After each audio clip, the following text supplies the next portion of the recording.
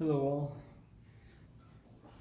Today we're going to fold this little base that I've been playing around with. I've been using it to hold my leftovers and it's worked really great.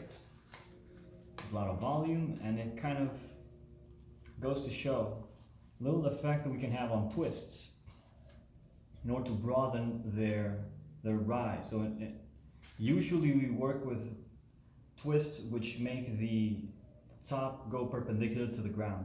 But in this case, as you can see, it kind of goes from a certain diameter here into a bigger one. Alright, so that's the idea. So we're going to construct first the hexagon, and then from there, it should be pretty easy. It's a fun one. And I think it really opens up a great topic regarding, I guess, bases. Is that how you say? Flower pots, more like. So I'm going to go with my usual hexagon construction today, starting with the half, folding somewhere here in half, just a little bit, and heading towards there, where this line hits in the middle, making sure that the fold comes from there, and this to there.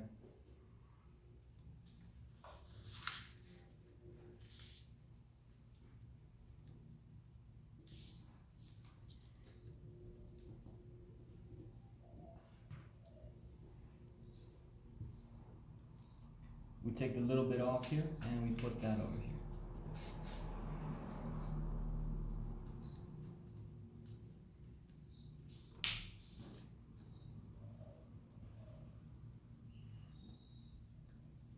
Then we get that line, this fold, which is this fold, hit and bounce.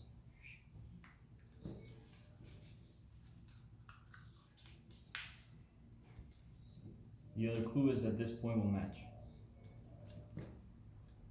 on this line.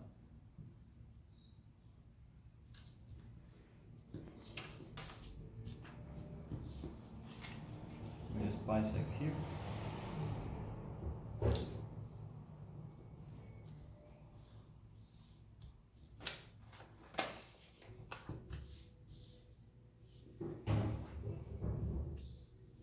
Now gives a hexagon. Okay, so we've cut away at it, and now we're just going to focus on the hexagon itself. And this hexagon we're going to divide into fourths. Well, first in half. So that is half, and we're counting from this line and parallels to it. So we're counting on each half. So this is half. So 4 would be here and here. You can see that they match to the divisions of halves that we had. So now it's in 4. Repeat the same thing here, here, and here. This one first, and that one, and finally those two. Now this next part is where it gets interesting. Usually the way that these twists go is that we first establish sort of a ground floor. In this case, it's going to be this central hexagon. Normally, a star pattern itself would provoke the perpendicular line. In the case for the hexagon, the star pattern it's on is part of its grid, so that's why it's so convenient. Actually, that's not it. So if we did this, we would end up with a perpendicular twist. This twist would simply rise up top. So what we're going to do, is sort of change this angle. So change from there and we sort of move it up. Now instead of this going to there, now it's going to. It's going to go up to there. This one will also going to rise a unit. This point right here also going to rise. And all subsequent points will also do this. Notice that it's on the line of symmetry where this move happens. We can move it somewhere else, but right now we're going to focus on this, just moving it 1 unit up. And so we just have to take note of what fold the ground floor is in. It has to be in a valley, and the rise will be in a mountain. Let's go ahead and just inscribe these mountains in. So I'm going to fold the first one, then I'll pause it, and I'll jump to the rest of them done. Just like that. If you have 2 points, you can simply just draw a fold like this. Even if it looks messy at first, once you activate it, it usually just falls into place real nice, real good. So this is how this twist looks, having those points at the ground floor rise completely. And so we have this shape now. Where we come in as designers for this thing is here, in this movement, in the movement that's here. On that vertice, this drops, and it does a thing. Here, let me show you. Do you see that? Do you see how it goes perfectly into a shape, then makes it so it lands on the edge?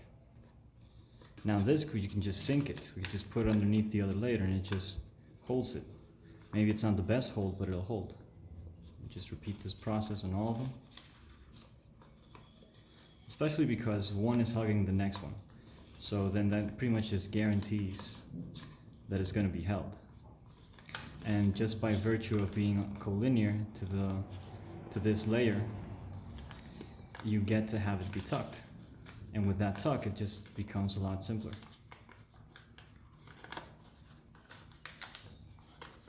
So it's almost like it's meant to be. This is what I like to think when these are designs which are meant to be. So this is a meant to be base design for a hexagon. The advantage for this design is that it increments the diameter from the center to the outer rim bowl, if you will. So in the third dimension goes from being a certain size, and then it grows in that size as it moves up. Now this, with the volume it has, you can also increment. You have a bigger volume, a major increment, maybe not a major increment, but it's definitely more volume where it's just a cylinder. Maybe that's something we can test for. But yeah, that's pretty much the design.